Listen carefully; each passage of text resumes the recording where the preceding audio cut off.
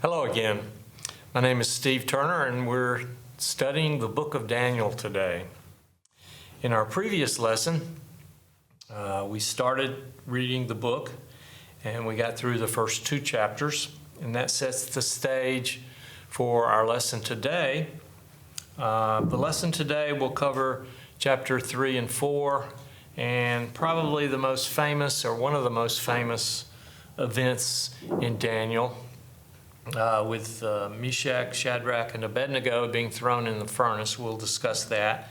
And then we'll discuss another dream that Nebuchadnezzar has. So if you're a little background, a little backtracking here, Daniel and his 3 friends have been taken into captivity in Babylonia. And the king is King Nebuchadnezzar, one of the more famous kings, and Babylon was a world power at this time. They've been taken from Judah, and basically Judas and many of the people of Judah are taken into captivity in Babylonia, which is around the current, today, around in the country of Iraq. And so what we're going to do is we're going to read a little bit, stop, and we'll discuss, and then we'll read a little more. Kind of a typical traditional Sunday school class. By the way, we do have many Sunday school classes here at United Methodist. I would encourage you, if you're interested in one of those, to get on our website and look at the various choices there. I'm a member of the Koinonia class, which we meet every Sunday at 10 o'clock, and the CLC here at the church in the gymnasium, 2nd floor. All right, so let's go ahead and start reading from the book of Daniel. Again, I'm reading in the New International Version if you want to follow along in your Bibles. So we're in chapter 3, verse 1. King Nebuchadnezzar made an image of gold, 60 cubits high and 6 cubits wide, and set it up on the plain of Dura in the province of Babylon. He then summoned the satraps, prefects, governors, advisors, treasurers, judges, magistrate, and all the other provincial officials to come to the dedication of the image he had set up. So the satraps, prefects, governors, advisors, treasurers, judges, magistrates, and all the other provincial officials assembled for the dedication of the image that King Nebuchadnezzar had set up, and they stood before it. Then the herald loudly proclaimed, "Nations and people of every language, this is what you are commanded to do. As soon as you hear the sound of the horn, flute, zither, lyre, harp, pipe, and all kinds of music, you must fall down and worship the image of gold that King Nebuchadnezzar has set up. Whoever does not fall down and worship will immediately be thrown into the blazing furnace." Therefore, as soon as they heard the sound of the horn, flute, zither, lyre, harp, and all kinds of music, all the nations and people of every language fell down and worshiped the image of gold that King Nebuchadnezzar had set up. At this time, some astrologers came forward and announced the Jews. They said to King Nebuchadnezzar, "May the king live forever. Your Majesty has issued a decree that everyone who hears the sound of the horn, flute, zither, harp, pipe, and all kinds of music must fall down and worship the image of gold, and that whosoever does not fall down and worship will be thrown into a blazing furnace. But there are some Jews whom you have set over the affairs of the province of Babylon, Shadrach, Meshach, and Abednego, who pay no attention to you, your Majesty. They neither serve your gods nor worship the image of gold you have set up." Furious with rage, Nebuchadnezzar summoned Shadrach, Meshach, and Abednego. So these men were brought before the king, and Nebuchadnezzar said to them, "Is it true that you do not serve my gods or worship the image of gold I have set up? Now when you hear the sound of the music and all kinds of music, if you are ready to fall down and worship the image I made, very good. But if you do not worship it, you will be thrown immediately into a blazing furnace. Then what God will be able to rescue you from my hand?" Shadrach, Meshach, and Abednego replied to him, "King Nebuchadnezzar, we do not need to defend ourselves before you in this matter. If we are thrown into the blazing furnace, the God we serve is able to deliver us from it, and he will deliver us from your Majesty's hand. But even if he does not, we want you to know, your Majesty, that we will not serve your gods or worship the image of gold you have set up." Then Nebuchadnezzar was furious with Shadrach, Meshach, and Abednego, and his attitude toward them changed. He ordered the furnace heated 7 times hotter than usual and commanded some of the strongest soldiers in his army to tie them up and throw them into the blazing furnace. So these men, wearing their robes, trousers, turbans, and other clothes, were bound and thrown into the furnace. The king's command was so urgent and the furnace so hot that the flames of the fire killed the soldiers who took them and threw them into the furnace. Then King Nebuchadnezzar leaped to his feet in amazement and asked his advisors, "Weren't there 3 men that we tied up and threw into the fire?" They replied, "Certainly, your majesty." He said, "Look, I see 4 men walking around in the fire, unbound and unharmed, and the 4th looks like the son of gods."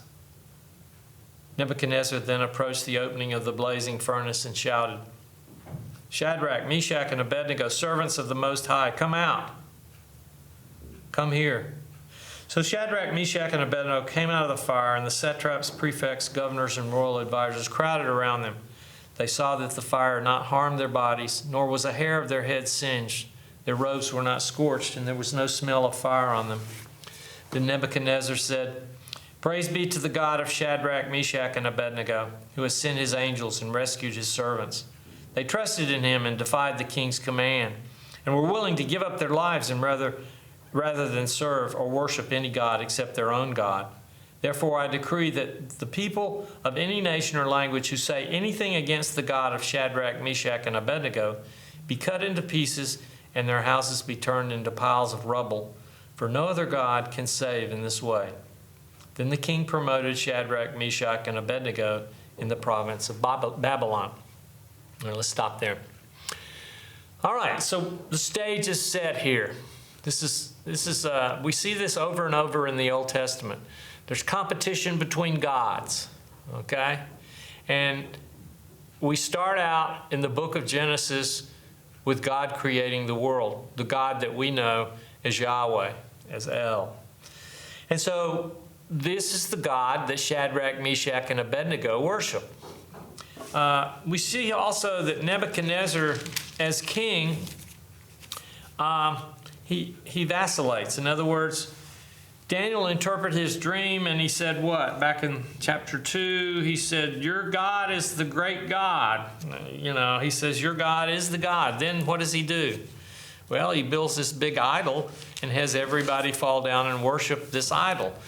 So their understanding of God was pretty naive. It was pretty immature. On the other hand, Daniel, Meshach, Shadrach, and Abednego's understanding of God was deep, and their faith was deep also. So again, he throws them into this furnace. And what's interesting is he says, "Hey, didn't we throw 3 people in there? I see 4. Well, who's the 4th one?" Well, we don't know. Some speculate it might be Jesus, or my speculation, and this is just from Steve Turner, it might be Daniel. We don't see Daniel anywhere in this episode, but it would make sense that Daniel would be there with his friends and help his friends. But that's pure speculation. We don't know that. What we do know is they were thrown in this fire and they were not hurt at all. In fact, when they came out, not a hair on their heads were singed, their robes were not scorched, and there was no smell of fire on them. So what we see here is they've been saved by their God. And Nebuchadnezzar is going to recognize this. And again, he's going to give praise to God, their God, and decree that people of any nation who say anything against this God, the God of Shadrach, Meshach, and Abednego, be cut into pieces and their houses turned into piles of rubble. All right. So what we know here is King Nebuchadnezzar is at the height of his power, and Babylon is at the height of its power. We've got these 4 individuals, and especially Daniel, who's his wisest advisor. He's put him in charge of a lot of administrative responsibilities. and he's done well. But the story with Nebuchadnezzar continues. And so we're going to continue this with chapter 4 here. And I'm going to skip over, and I'm going to start chapter 4 in verse 4. I, Nebuchadnezzar, was at home in my palace, contented and prosperous. I had a dream that made me afraid, another dream he has. As I was lying in bed, the images and visions that passed through my mind terrified me. So I commanded that all the wise men of Babylon be brought before me to interpret the dream for me. When the magicians, enchanters, astrologers, and diviners came, I told them the dream, but they could not interpret it for me. Finally, Daniel came in my presence, and I told him the dream. He is called Belteshazzar, after the name of my God, and the spirit of the holy gods is in him. I said, Belteshazzar, chief of the magicians, I know that the spirit of the holy gods is in you, and no mystery is too difficult for you. Here's my dream, interpret it for me. These are the visions I saw while lying in bed. I looked, and there before me stood a tree in the middle of the land. Its height was enormous. The tree grew large and strong, and its top touched the sky. It was visible to the ends of the earth. Its leaves were beautiful, its fruit abundant, and on it was food for all. Under it, the wild animals found shelter, and the birds lived in its branches. From it, every creature was fed. In the visions I saw while lying in bed, I looked, and there before me was a holy one, a messenger coming down from heaven.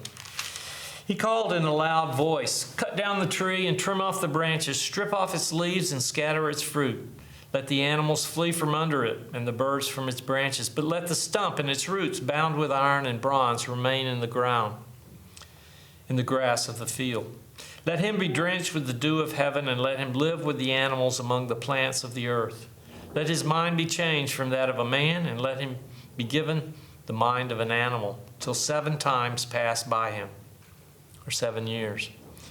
The decision is announced by messengers. The holy ones declare the verdict, so that the living may know that the Most High is sovereign over all kingdoms of earth, and gives them to anyone he wishes, and sets over them the lowliest of people.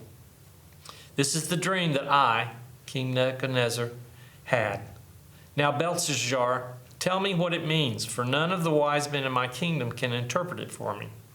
But you can, because the spirit of the holy gods is in you. Then Daniel was greatly perplexed for a time, and his thoughts terrified him. So the king said, Belteshazzar, do not let the dream or its meaning alarm you. Belteshazzar answered, My lord, if only the dream applied to your enemies and its meaning to your adversaries. The tree you saw, which grew large and strong, with its top touching the sky, visible to the whole earth, with beautiful leaves and abundant fruit, providing food for all, giving shelter to the wild animals, and having nesting places and its branches for the birds. Your Majesty, you are that tree. You have become great and strong. Your greatness has grown until it reaches the sky, and your dominion extends to distant parts of the earth. Your Majesty saw a holy one, a messenger coming down from heaven and saying, cut down the tree and destroy it, but leave the stump, bound with iron and bronze, in the grass of the field while its roots remain. Let him be drenched with the dew of heaven, let him live with the wild animals until 7 times 7. This is the interpretation. Your Majesty, and this is the decree the Most High has issued against my lord the king. You will be driven away from people and will live with the wild animals. You will eat grass like the ox and be drenched with the dew of heaven. 7 years will pass by for you until you acknowledge that the Most High is sovereign over all the kingdoms on earth and gives them anyone he wishes. The command to leave the stump of the tree with its roots means that your kingdom will be restored to you when you acknowledge that heaven rules. Therefore, Your Majesty, be pleased to accept my advice. Renounce your sins by doing what is right, and your wickedness by being kind to the oppressed. It may be then your prosperity will continue. Well, we've read a lot, and King Nebuchadnezzar doesn't repent. So what happens? All this happened to King Nebuchadnezzar. 12 months later, As the king was walking on the roof of the royal palace of Babylon, he said, "Is not this the great Babylon I built as the royal residence? By my mighty power and for the glory of my majesty." Even as the words were on his lips, a voice came from heaven. "This is what is decreed for you, King Nebuchadnezzar. Your royal authority has been taken from you. You will be driven away from people and will live with wild animals. You will eat grass like the ox. 7 years, 7 times will pass by for you until you acknowledge that the Most High is sovereign over all kingdoms on earth and gives them to anyone he wishes." Immediately, what had been said about Nebuchadnezzar was fulfilled. He was driven away from people and ate grass like the ox. His body was drenched with the dew of heaven until his hair grew like the feathers of an eagle and his nails like the claw of a bird. At the end of that time, I, Nebuchadnezzar, raised my eyes towards heaven, and my sanity was restored. Then I praised the Most High. I honored and glorified him who lives forever. His dominion is an eternal dominion. His kingdom endures from generation to generation. All the people of the earth are regarded as nothing. He does as he pleases with the power of heaven and the peoples of the earth. No one can hold back his hand or say to him, "What have you done?" At the same time that my sanity was restored, my honor and splendor returned to me for the glory of my kingdom. My advisors and nobles sought me out, and I was restored to my throne and became even greater than before. Now I, Nebuchadnezzar, praise and exalt and glorify the King of heaven, because everything he does is right and all his ways are just. And those who walk in pride, he is able to humble. So what we have here is, again, Daniel interpreting the dream.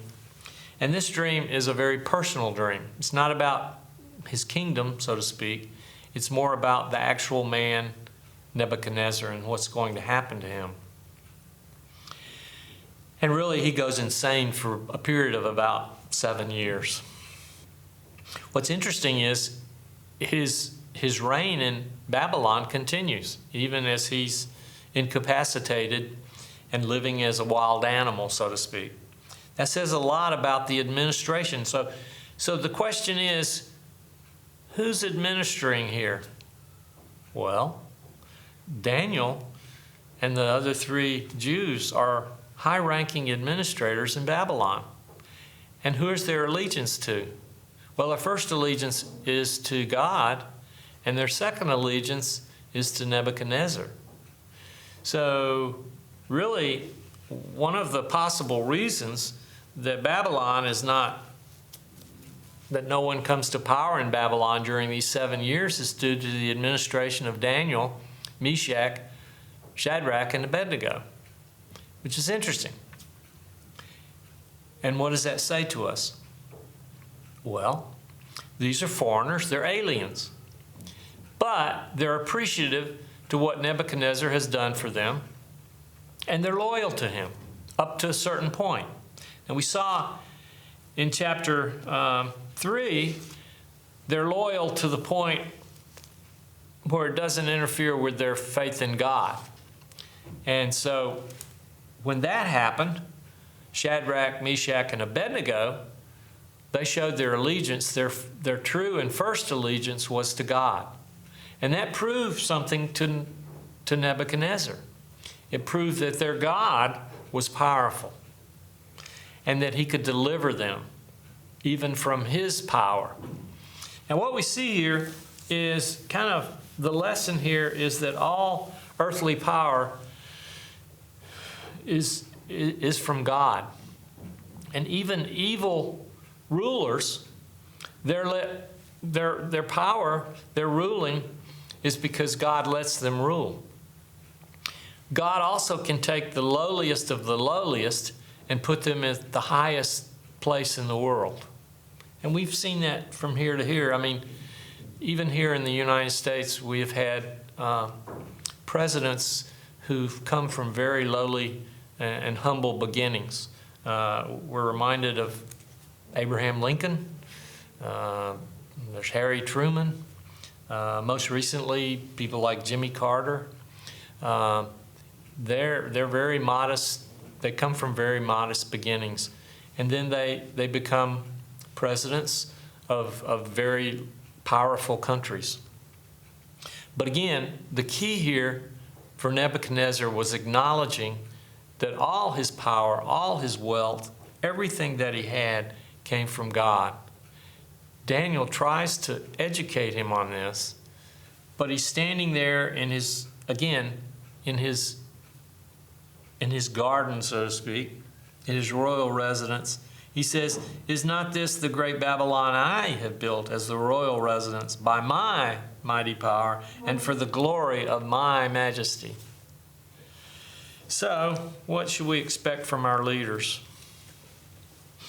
Well, we should expect competence. Okay, we should expect that they be competent in their administration.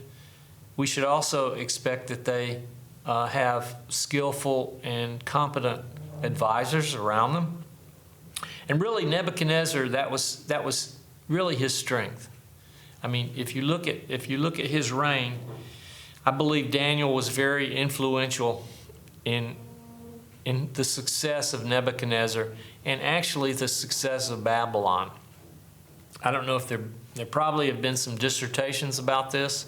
I haven't read them, but my conjecture is that Babylon, its success, a lot of it was dependent on some of those upper-level administrators, such as Daniel, Meshach, Shadrach, and Abednego. Well, we're going to stop for today. We'll continue our lesson, our study of Daniel in our future lessons. But we're going to stop, and really this is the one of the last times we see Nebuchadnezzar and his reign. He reigned for 44 years in Babylon. Babylon was at its height of power. But again, if you remember, the Bible is written from a very Judeo-Christian perspective. Now, there was a lot of the other world that's not mentioned there. So when it says he ruled the world, well, he ruled the world as they knew it.